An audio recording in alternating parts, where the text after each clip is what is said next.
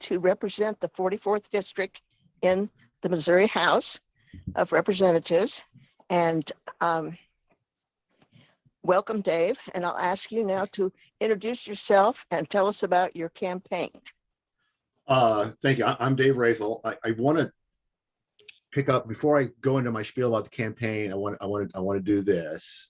This is my notification from the Department of Motor Vehicles that it's time for me to renew my real ID. I got one because I wanted to get on an airplane, go out and see my kid. I wear glasses, obviously. I had to go get my Encyclopedia Britannica magnifying glass in order to read the instructions.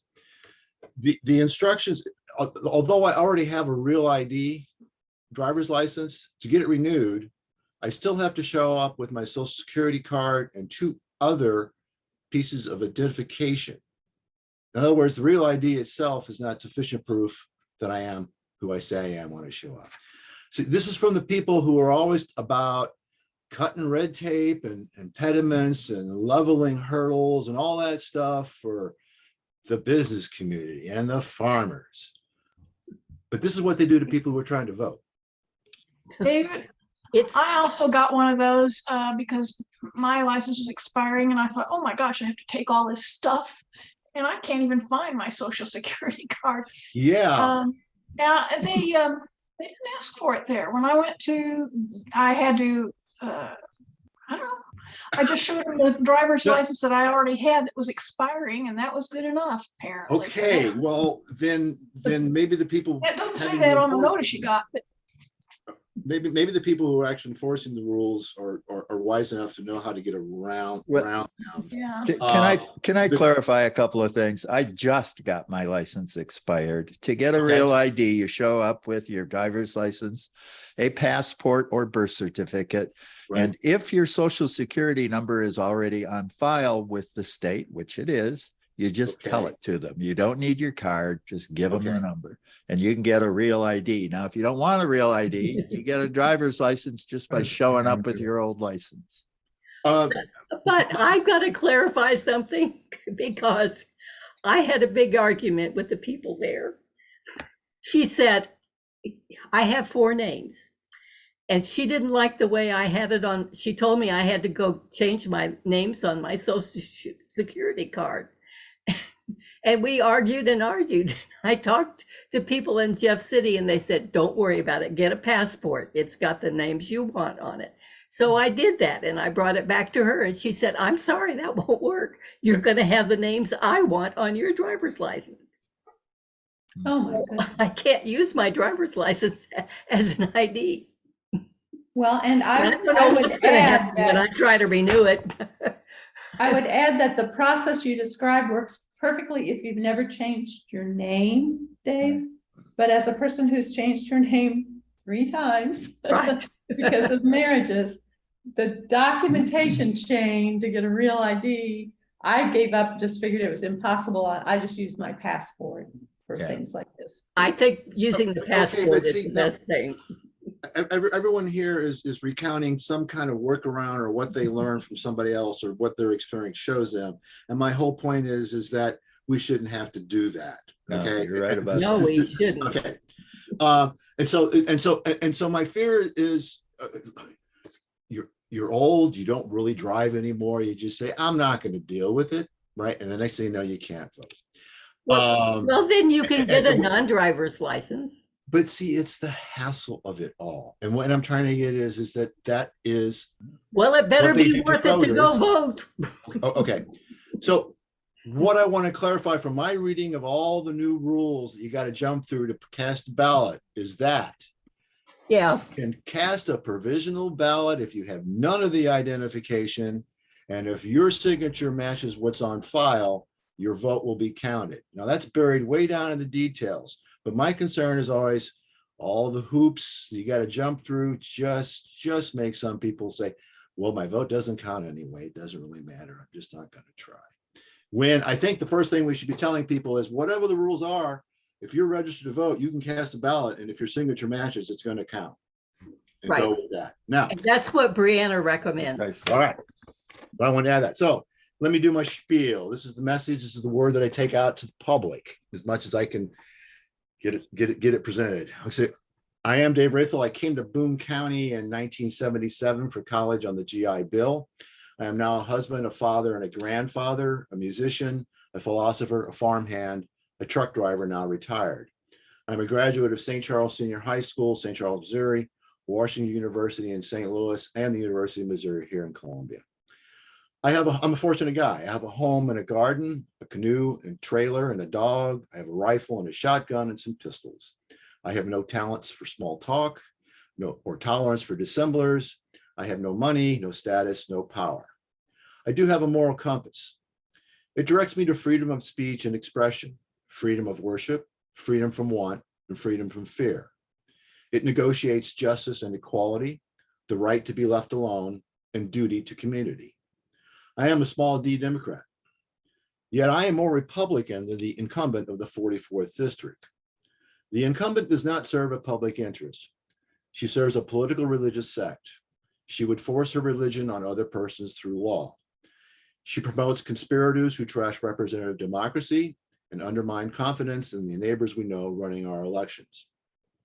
Her politics are a doctrine of misery for the sick poor, and indifference to labor, an undue concern with private matters between the legs of strangers, an arrogance belittling people who know more about disease than she, a contempt for public school boards.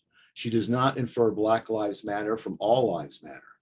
She preaches the untruth that more guns in the hands of more people will make us safer. Nothing of her politics suggests a sense of a common good. For her, it's all things sectarian all the time. As a Democrat, I know how to be more Republican than she. Guns are not plowshares. Black Lives Matter. I believe in public non-sectarian schools and boards of health. Your intimate affairs of your children's are none of my business. I believe that no one owes anyone an explanation for the body which God or nature has given them. I know the sick need healing. My neighbors don't cheat counting votes. Losing is not a conspiracy. A democratic republic cannot stand on the private faith of some persons. A democratic republic is grounded on reason and public evidence. I will go to Jefferson City to represent the people of the 44th on the ground of reason and public evidence. Thank you.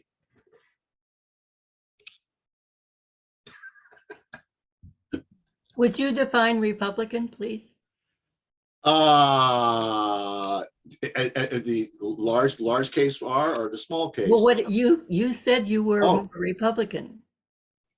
Oh, I'm more Republican in the traditional sense of the Southern Baptist Republicans who raised me, who would say, what are you doing thinking the state has so much authority and privilege to get involved in my local school board? I like my local school board. They do just fine. I don't need you idiots in Jefferson City in my neighborhood. It's that kind of. Yeah, they're banning books now. They're centralizing authority, and there's, well, I would think one of the principles of Republican political philosophy is that they don't like to centralize authority. Okay. I'm glad you explained that. Thank you. I think you're going to have a great time at the League of Women Voters Forum if she's going to sit next to you.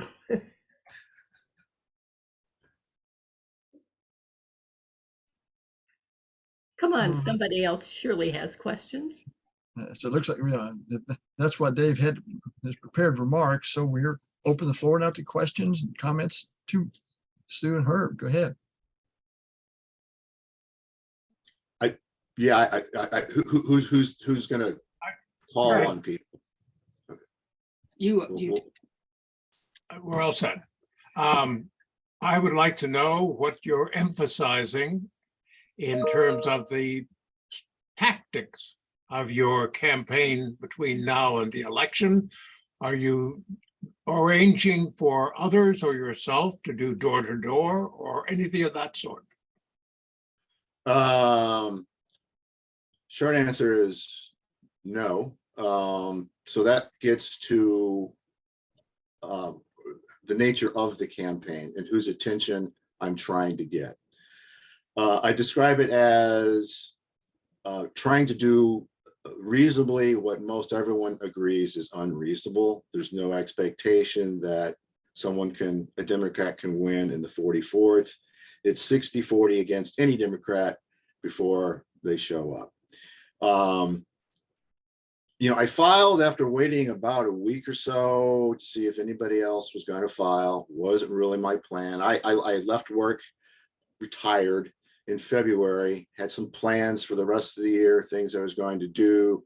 Then come fall, I was going to look for something part-time to do because I can't stay home, get stir crazy. But I'm always threatening to run for office for something. I called Lyra. They had tried to, the CC had tried to recruit somebody to run. No one wanted to. I called some of the former candidates who had run. They had been mapped out of the district, so they weren't going to run. I called the Democratic House Campaign Committee guy down in Jefferson City, spoke with him. They had also tried to recruit somebody. No one's going to run. All right. I'm not going to leave her unopposed. So what I proposed to them, and this is what I have been doing, is I will get on the ballot. I will make every public event of which I'm aware. I'll get shirts, I'll get signs, I'll get literature.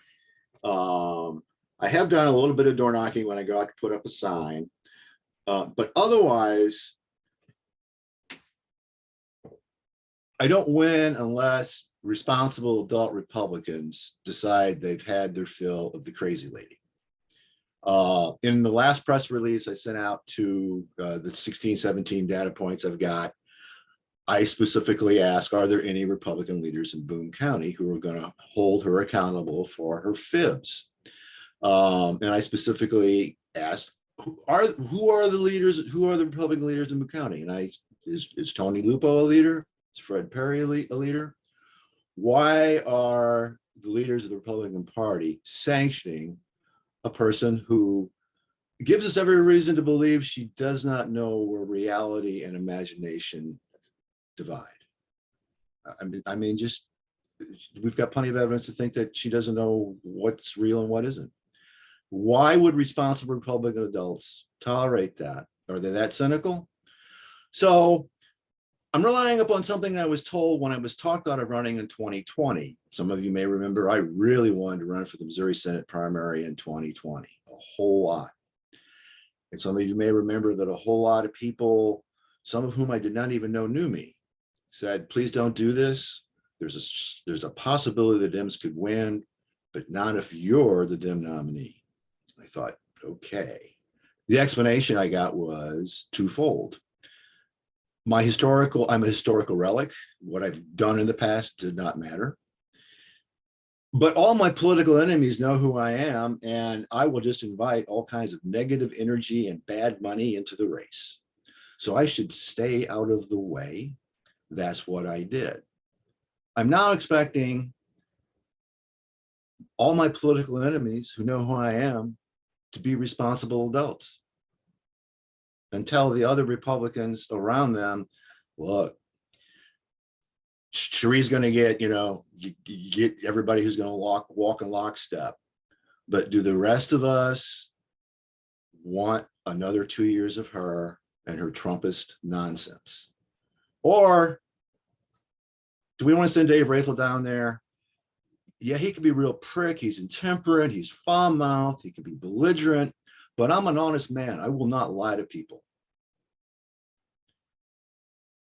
And I can't do a whole lot of damage to what they want as being one more Democrat. What I can possibly do is give Republicans down there someone to work with, somebody who wants to get away from wedge issues and wants to work on concrete policy issues. That I can do. But then I assure everybody, I'll be voting like a Democrat when it comes to Democratic issues. We'll lose. We might marginally improve a few things. But mostly I'm going down there to reinforce Republican values, small r Republican values, separation of religion and state, and a belief in our local officials to take care of local problems until we simply can't. That's when you go get bigger authorities, okay? Save representative democracy. Yeah, that's where we're at. People actually have to talk about the possibility of voting really not mattering anymore in this country. I of all the things I thought were bad that would happen to America, this was not on my radar. So that's my message. I don't know how to get it to people, especially Republicans. You know, I've been invited onto exactly one radio station so far. I've done an interview with Heartland Pod, but I doubt Republicans listen to that.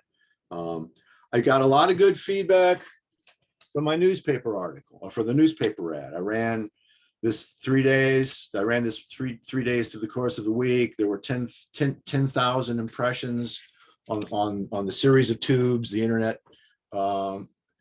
People saw both of them, they told me. And it's so, you know, my campaign is more of that, more of that kind of stuff. So tomorrow I'll be down. So for example, Dave, for tomorrow, I'll go down to the Democratic Day of Action, meet anybody who wants to meet me, give out anything they may want.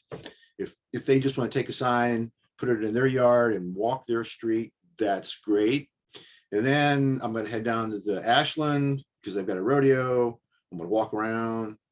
And then I'm going to come back up to Columbia for the rally at 6 o'clock at the courthouse. That will be my campaign day tomorrow. That's all, you know, that's what I got. That's what I told people I'd offer. Very good. Alice, you got your hand up. Go ahead. Actually was going to ask him, I'm not sure, have you mentioned that, Dave, about your, the talking about the litter boxes, and that got really good press? Yes. Yes, and maybe something will happen. So okay, so one of the things about how I wound up doing it the way I am is that I wasn't gonna put MEC paperwork on anybody who didn't know what they were getting into. So I don't have a treasurer, but I'm not looking to, you know, spend hours dealing with that stuff. So I've not done any real fundraising. A couple of friends, I am mostly fundraising. The Boone Dems have given me some money. However, now, at the request and explanation of different people, I've been convinced to put up a .com. It is being built now. You can look at it. It's still under construction, and it's Dave Raithel for the 44th.com. Should be pretty easy to find. Dave Raithel for the 44th.com. There will be an Act Blue button on there. People will be able to give me money if they want to. I will certainly take it and spend it for the campaign. So now that I've got the .com, a news story like that might possibly get some national attention, and maybe some money will show up. Dave, you're But right. Is it FOR or the letter 4? FOR, Dave Raithel for FOR, the 44th. It's all one string of letters. Thank you. Yep. But that's not active yet, right, Dave? It's being worked on. Well, there's a placeholder there, whatever it's called. There's the candidate name. There's a picture of me, and nothing works because it's still being built. I was told it would be up and running next week. Oh, okay. I just looked for it and didn't see it. But okay, Carl and Mari. Yeah, I'm the one with the question this time. First, I want to thank you, Dave, for taking this on. Somebody needed to. We've been in Sherry's district all along until redistricting, which got us into David Tyson Smith's district, for which I'm eternally grateful because she's such an embarrassment. And I appreciate you, using your time and talent to at least get the argument against her out there. But my question is, I assume from what you're saying that the underlying reality of this district is that it is heavily Republican, given that you're trying to appeal to Republicans or feel that that's necessary for victory. And Oh, one word of caution, if you're collecting money, you've got to have a campaign committee. Or else she But no, can. I do, no, Oh. there's officially is a committee and I'm Okay, officially cool. treasurer. Yeah, Okay, the cool. amount, the amount of money you can spend as a self-funder without making a committee is ridiculously low. Yeah. I mean, what I've seen so far with the NEC rules is they have nothing to do with assuring ethical campaigns.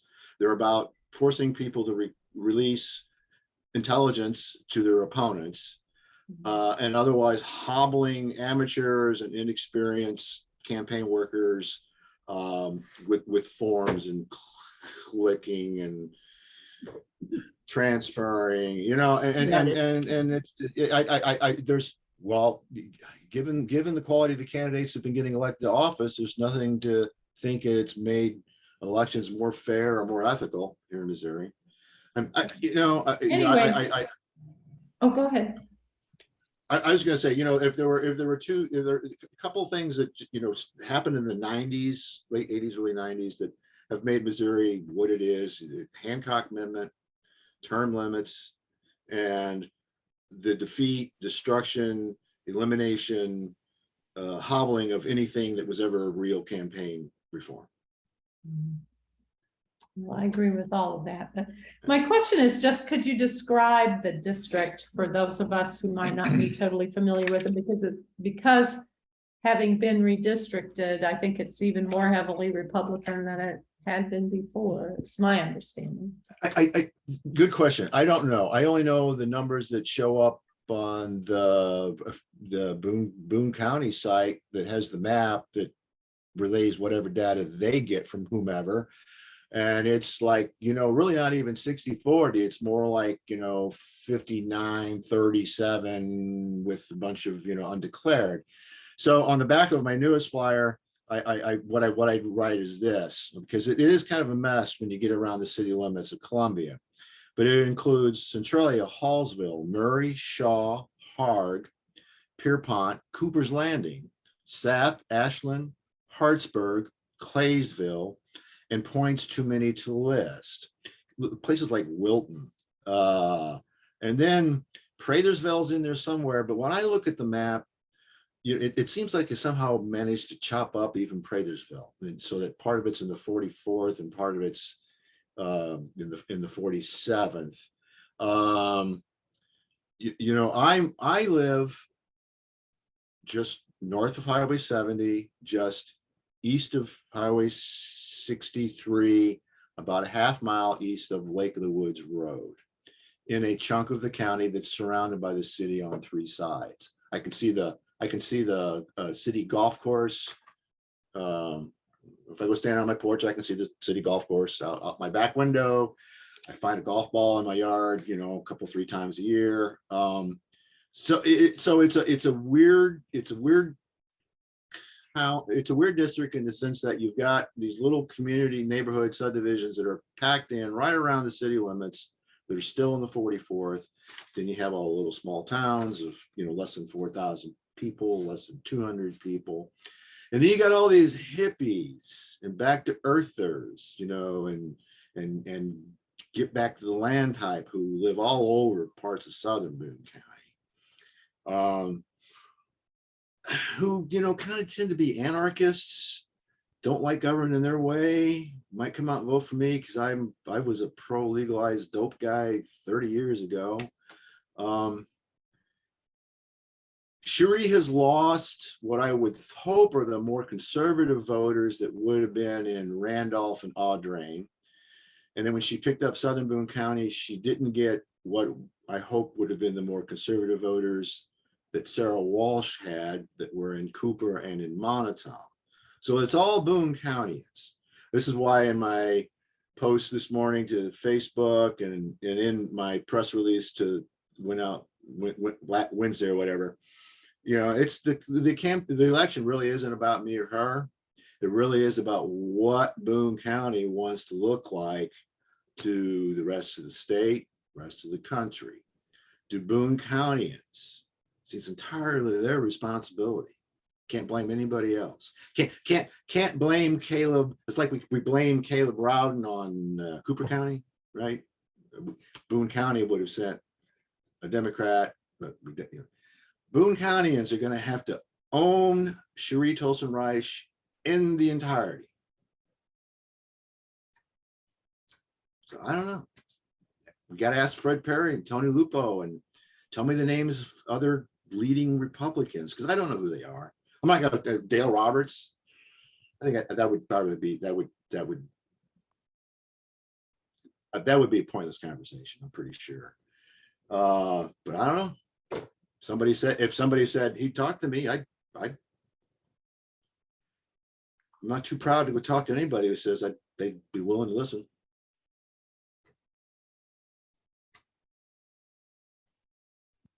All right, thank you. Scott Crystal is next. Scott.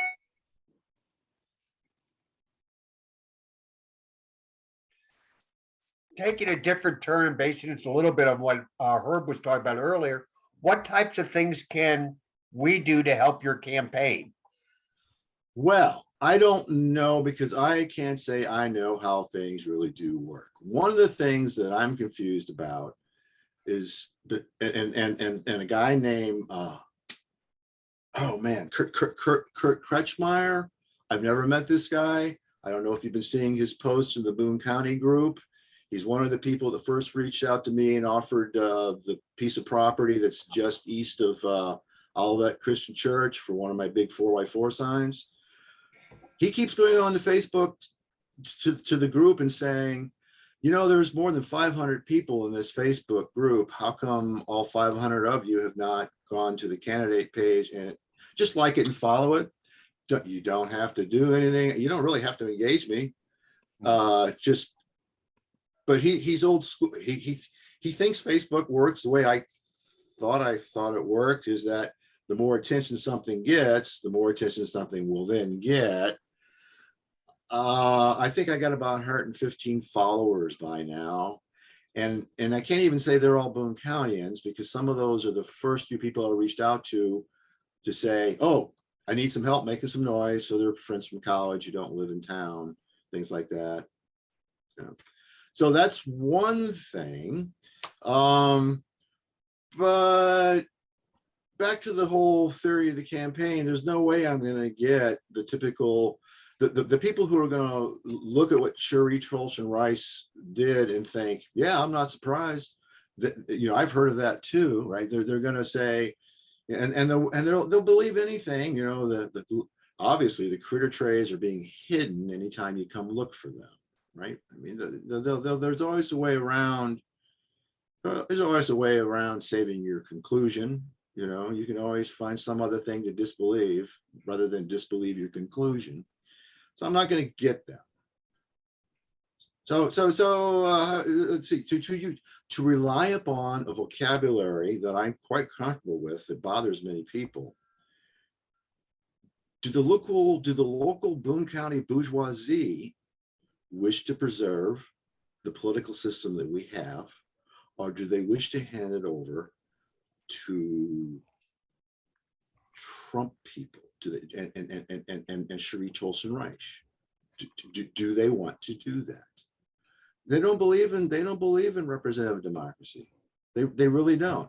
I spent a bunch of years following Breitbart, you know, just back in the early days, back when it was still transitioning from the original meth head to the guy that sleeps in the gutter every night. You know, I read they do not believe in representative democracy. They are neo-Confederates. That means they do not believe the 14th Amendment says what it says when it defines a citizen of the United States. So I'm one of those guys that believes there is such a thing as being a citizen of the United States, not just the state in which you were born, but a citizen of the United States. And that as a citizen of the United States, your rights don't change as you go from state to state. Your federal rights as a citizen of the United States. There's a whole bunch of people out there, Federalist Society and all those hang around, that whole ilk. They're neo-Confederates. They dispute that. If you read enough of them and listen to them long enough, they'll go into the argument that the Civil War amendments aren't really constitutional because of the circumstances they were ratified by the legislatures after the Civil War.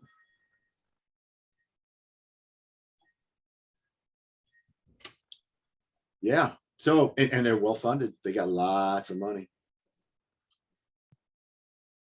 Thanks, Dave. Al and Mary Jo. For that good news.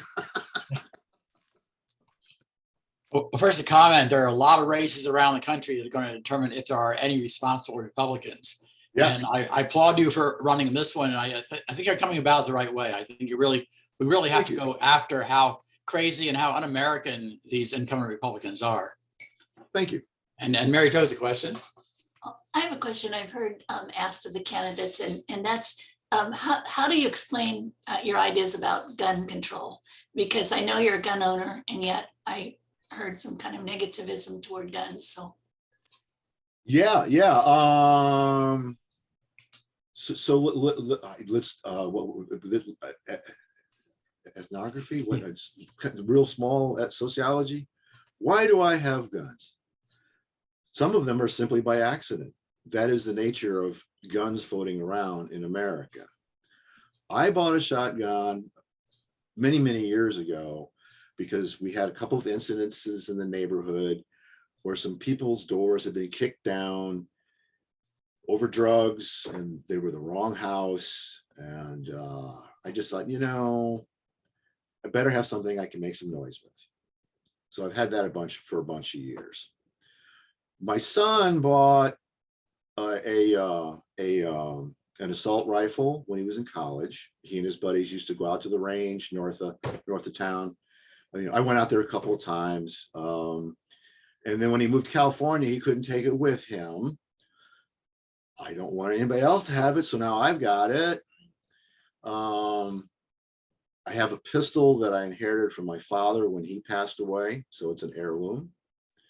And then when I was doing a bunch of traveling and driving around for different reasons, I myself kind of got worried about having a breakdown on the road, being out somewhere. Like my father was sick. I was doing a lot of driving down to Charleston, Missouri. And I just thought I wanted to have a revolver like my grandfather used to carry when he got in his car and drove. Right? They are otherwise locked in a cabinet, separate from the ammunition. The ammunition is in another place, and I'm the only person who knows where the keys are to the cabinet. So yeah, the world would be a better place if we had no guns. A lot of people who would, a lot of neo-Confederates have guns. I kind of think I feel a little bit better having some since they do. yeah, Thanks. thanks. Yeah, that'll appeal to my Republican friends too. Yeah, share this. Yeah. Can I get in front of people and talk and answer a question like that? I'm totally in favor of no weapon should change hands without a background check. If I could register them all, I would. I'm all in favor of red flag laws. I dispute the premise right now that if I were to call up the sheriff and say, my neighbor is outside yelling crazy thing, doing this with a gun, I'm thinking, even as the law is now, the sheriff can go to that person's house and say, look, you're going to give me that until we make sure you're okay, or I'm going to arrest you back. I already, the whole idea, what's the objection to red flag laws? You mean I couldn't call the sheriff even right now and say, my neighbor is doing some really crazy, dangerous stuff. Please take his gun from him. Or he can give him the choice. Gives up the gun, or he goes down, sits in the jail till we figure out what's your issue, dude. Right? So red flag laws, all good. All right, Pam Springsteel, go ahead.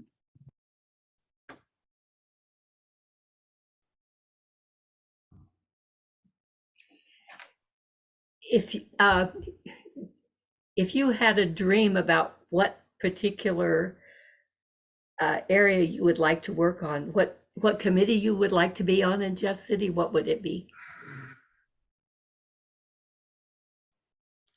I don't know. That's a good question. The Hancock Amendment has always bothered me. So if I could be on a committee that could answer a question I've asked for years, I'll try to put it this way. I've tried to put it as clear as I know how. I sometimes get half of an answer, but the question starts like this. When we adopted the Hancock Amendment, it defined what state income is. And then it stipulated that no more than 5.375% or something like that of state income shall ever go to the public coffers for public expenditures. Basically, only a nickel of every dollar of income is going to be for the public.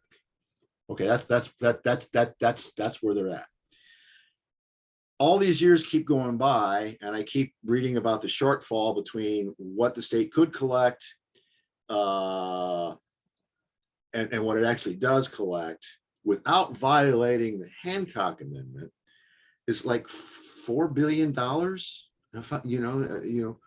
We don't go that high because legislature won't pass it, or we have to go to the voters and ask. But there's this big difference between what we collect now and what could be collected without violating Hancock. And that tells me, oh, we're not even getting a nickel of every dollar like we were when this was passed. Is it, okay, how much is it? 3.5 cents? Can someone tell me? I've asked Kip, I've asked someone in our auditor's office. Good question. Don't know, don't really know. I'd be that, don't know. So so budgeting would be a good thing. When I ran for the Missouri Senate primary in 1992, I was walking around talking about revenue neutral tax reform, that I wasn't interested in the state necessarily getting more money, but progressive tax reform would be good. And I was told, I didn't know I got my other phone ringing in the background. My official campaign line. I don't know what I'm talking about. Can't have revenue neutral progressive tax reform. Well, you know what? The Show Me Institute guys have been talking about some revenue neutral tax reform when it comes to property taxes. I mentioned this last week to Doug Mann. I did send, people who may have been here, he asked for some links. I sent them to him. By coincidence, there was a letter to the editor from the Show Me Institute raising this very issue. So yeah, that's a conversation I'll sit down and have with a Republican who wants to talk about things other than what kind of swimsuit you're supposed to be wearing and which restroom you're supposed to be using. Those are just sure. Second group of things to work on would be, I don't know, mostly out of a sense of nostalgia, romanticism, would be rural farm issues. Some of you may know I spent the last 10 years working in various capacities with the Missouri Rural Crisis Center. I was not allowed around policy. That I was not, that wasn't anything I was going to be allowed to do. I was one of the drivers. I did the leg work. I got practical things done when they had to be done, regardless of the weather, snow, rain. Okay, so I did all that kind of stuff. I myself am only one generation from farming. I'm sure a lot of you are. So it was on my mom's side of the family. It was my grandparents who grew up on farms, came off of farms when the Great Wave after the First World War. So I grew up as a kid hearing stories about how farms used to work. I still had, would have been a great uncle, one of my grandmother's brother, farmed in Warren County up until the 1960s. Where I grew up in St. Louis County before I moved to St. Charles, I went to school with a guy named Larry Vasquez. His family had one of the last operating farms still in St. Louis County. It was out at the far end of Frost Avenue towards the airport. It was a regular thing to see his brothers, his dad was a bit older. His dad was World War II veteran, had come back, started a construction business as well as still farming. But it was just usual thing for me to go down to my friend Larry's place and see his older brothers, doing all that stuff on tractors that looked like it'd be fun to do. I'd do that, It was like, if I got to help bale hay, I thought that's pretty cool, So I've always been around agriculture. The job I would take if I could have it, would be to go back to the vineyard. I worked in what some of you may remember, the Thornhill Winery. Thornhill Winery was in Hartsburg. They had their own vineyard. When they went belly up and the marriage went south, a local attorney wound up with a vineyard. Because things like that happen, and I spent 5 years learning how to grow grapes. And I said, I'm a farmhand because I don't know what else you call a guy who learns how to brush hog, work a backhoe, and literally tend a vineyard. I mean, literally tending a vineyard. We're not doing metaphor there, right? And I would think that the sustainability farm issue people would, I think they might appreciate me down there on their behalf. So what is your opinion of the governor's proposals about agriculture that he gave to us yesterday? I don't know enough of them to say don't do it. So the first thing is, generally I don't like tax credits, but well, that is the game we're playing. Just like I don't like 100 revenue bonds, but that's the game we're playing. We can work on changing the game, but this is what we got. So I'd have to look at the details of each of those. But if Barbara Buffalo can say it's okay, sometimes I have to rely upon the credibility of other people. I can't read every detail of everything. Mm-hmm. I do know from looking at some of the stuff that I get once in a while from the university, and I know this from being with Patchwork Farms, having abattoirs or slaughterhouses, small slaughterhouses out in the rural counties is more and more an issue. Part of what Patchwork Farms was designed to do was to keep those jobs in places like Chillicothe. At one time we had a processor in Hale, Missouri, Chillicothe, Clinton, which by coincidence is where my mom's family is from. I would always be tickled when I went back to Clinton, because I would think, I probably had, last time I was here, I was probably 2, showed up 58 years later. And so let's see, what else did we have? We used to have Crane here in Boone County. So now it's been a real problem for them to keep one. All right, to keep one. So yes, I have no problem with throwing money out to the counties to keep jobs there. And otherwise you'd have to, give me a text of the specific plans and I would be able to go through and say, well, that's good. That's good. And that kind of sucks. That's what we've got with the marijuana, amendment.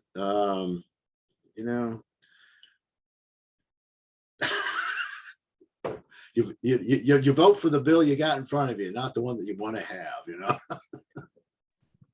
To semi-quote a former Republican. Do you read the newspaper, Dave? Do I read the newspaper? Yes. Yeah, I subscribe to both the Tribune and the Missourian. Very good. I do most of my news gathering from online newspapers. If I go to TV, it's Bloomberg, it's the CNBC business channel, it's C-SPAN. I try watching Fox and my eyes bleed, so I hear you.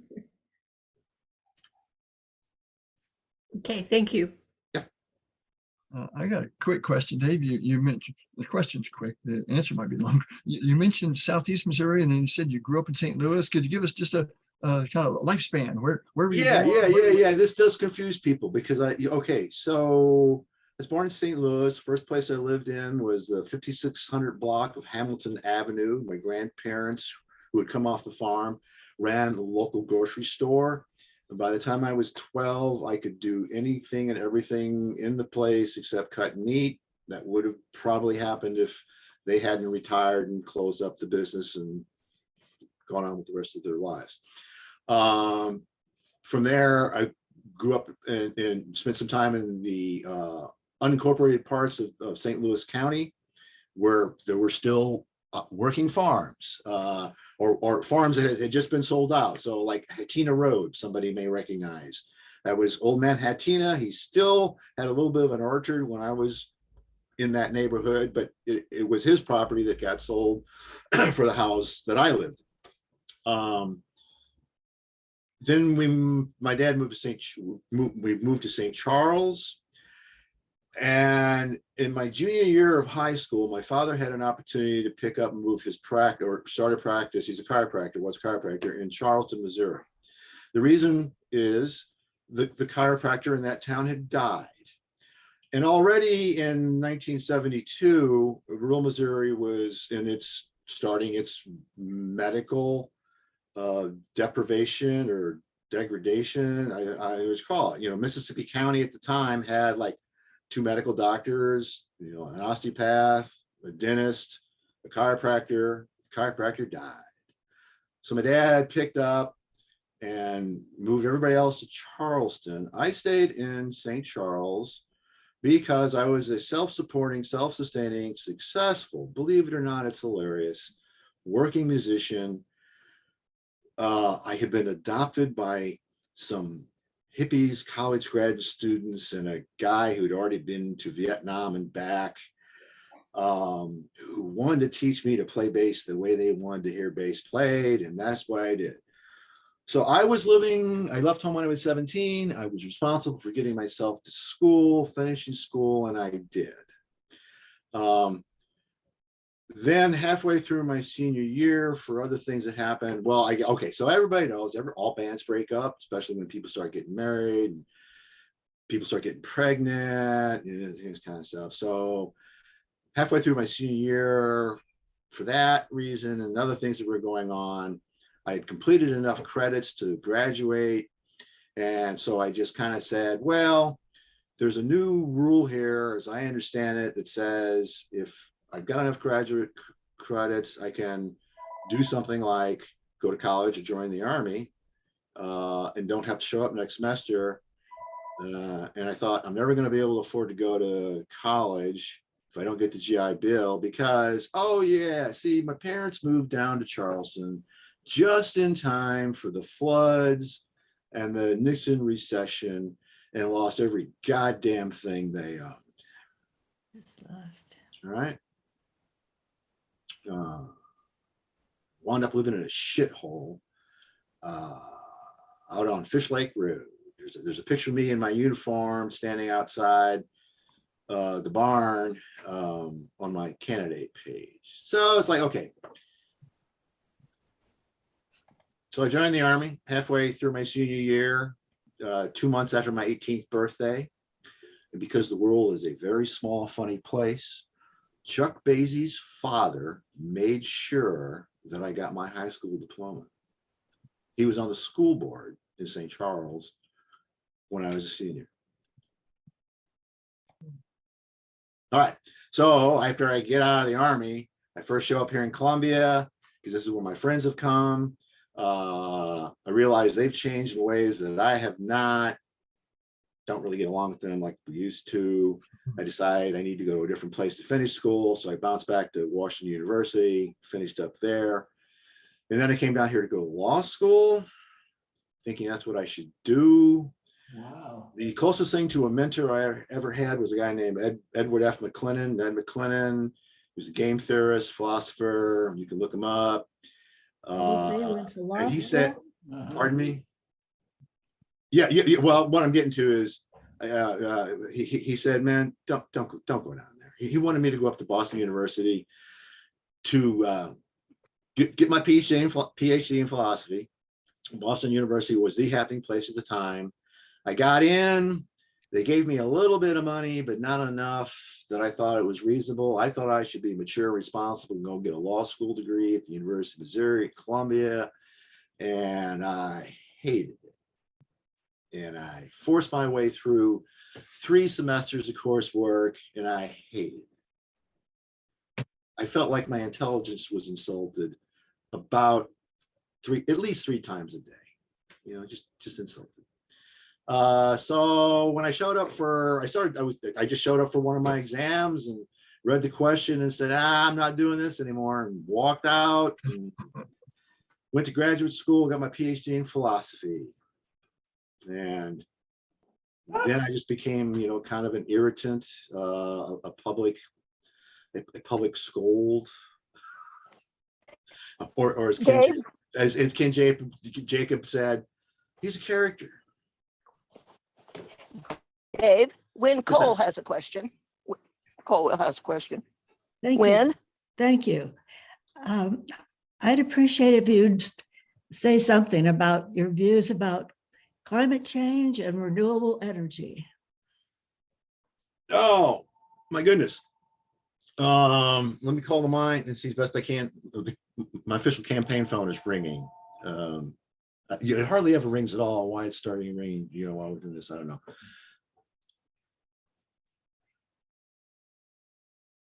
Okay, the Pieceworks sent me a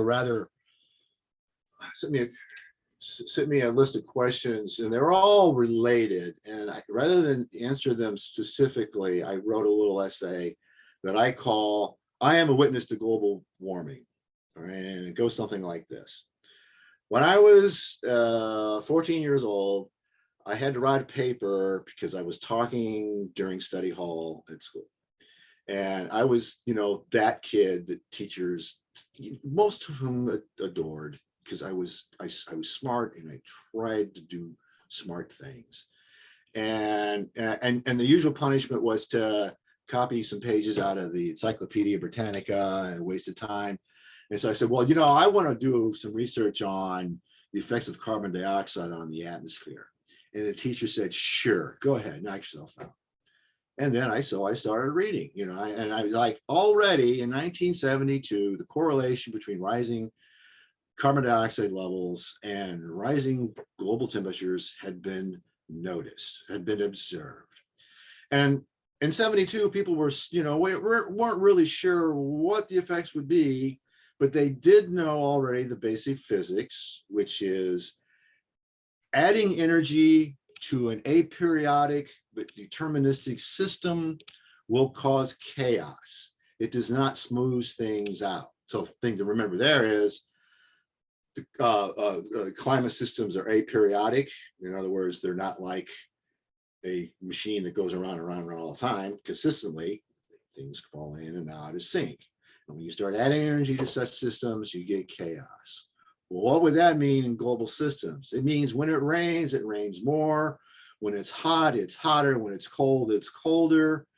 Everything that I want to say we are now seeing was kind of understood. Yeah, that's probably most likely what will happen, you know, because again, the basic physics are clearly understood. Now, so yeah, I want to say, you know, and then, you know, I sprinkle in some anecdotes, you know, again, conversation with my grandparents who grew up on the farm, you know, because when I was finishing school at Washington University, I actually rented an apartment in their house above them, which is another whole different, well, it had been built for the in-laws. Okay, so I lived upstairs with my grandparents so I could finish school. And so when I left home when I was 17, I wasn't abandoned. You know, I was living with people who knew me. I had grandparents within half hour's drive, you know, but they weren't there to watch me, keep an eye on me. But anyway, you know, just talking to them, you know, they sure thought the weather was different and harder than it was when they were growing up. Now, I don't know, is that, again, people develop false beliefs about things all the time. We know it. People get biases, but you know, when people are saying, well, it looks different to me, and then you got data collection, which says, you know, the data is different from what it was 50 years ago. You got eyewitnesses saying it looks different from me. Well, at what points do you know, quit resisting the claim that global warming is caused by human activities? A parenthetical side note, if you haven't heard about Dana Milbank's book, I haven't read it yet. I can't even think of the name of it right now. It's brand new, going around. But Dana Milbank kind of traces the history of dishonesty on the part of Republican propagandists back through, you know, Trumpism to Newt Gingrich and his efforts to shut down scientific research about global warming. Milbank reminds us that the Republicans killed the office which was responsible for providing objective scientific data to Congress on scientific matters, right? Because he didn't want Congress talking about global warming. Okay, so that's all. So you should be assured. I think human beings are making the planet a very hard place to live. I don't know enough about specifics to say what different energy solutions are appropriate where. I leave that to the experts on the ground who know this is a good place for geothermal. This is a good place for solar panels. You know, this is a good place for X, Y, or Z. I'm very skeptical of carbon sequestration. I don't favor, you know, nuclear power. I can't categorically say I'm opposed to research. My biggest issue with nuclear power is the waste issue, more so than the possibility of any reactor being a problem. You know, the French have had a successful nuclear energy program. They somehow deal with it. But it's awfully expensive. You know, it's just, you know, there's the place down in Georgia, which was estimated to cost, you know, $15 billion when it was started, and now it's up over $30 billion. And so the the investor-owned utility companies are now trying to cook up schemes, even here in Missouri, called the collection while in progress, you know, to collect money from the ratepayers on the electricity they haven't bought yet, because the companies can't raise the capital to continue the projects. All right, Dave, I see we're about out of time. Actually, we're past times. I Okay. think the only Dave Taylor had his hand raised. Or Dave, do you have something you want to ask? I'll be real quick. I want to say thanks for running. I don't know who else is in your district among this group, but we are, and we're happy to have someone to vote for instead of just not voting for Sherry. Thank you. Crazy lady. And Thank you. I think one of the problems the Boone County Democrats have right now is you look at the map and almost none of us are in your district. 20 years ago, half the Democrats were in those districts. 20 years ago, Ashland was the heart of Muleskinners and the Boone County Democrats. And us rural farm types have been abandoned by the Boone County Democrats by and large. Yeah, Patsy Dalton and that gang, I don't know, I mean, cohorts, cronies, associates. May I ask, Dave Taylor, are you the Dave Taylor that I may have left a phone message with? You know, yes, about signs. I'll get back to you about that. We'll help set up signs around here for sure. Thank you. All Yeah, right. you know, it's just that's again, what kind of help can you do? Well, you know, I've got some other phone calls out to people I'm waiting to get answers from, but if you know, I've asked Richard King if I can put up a sign on his property at Cooper's Landing. I don't know if he wants to ask me. I only did that because he came up to me at some event and said that he liked my ad, that he thought it would actually affect people. And I was a bit overwhelmed. He Very went good. out of his way.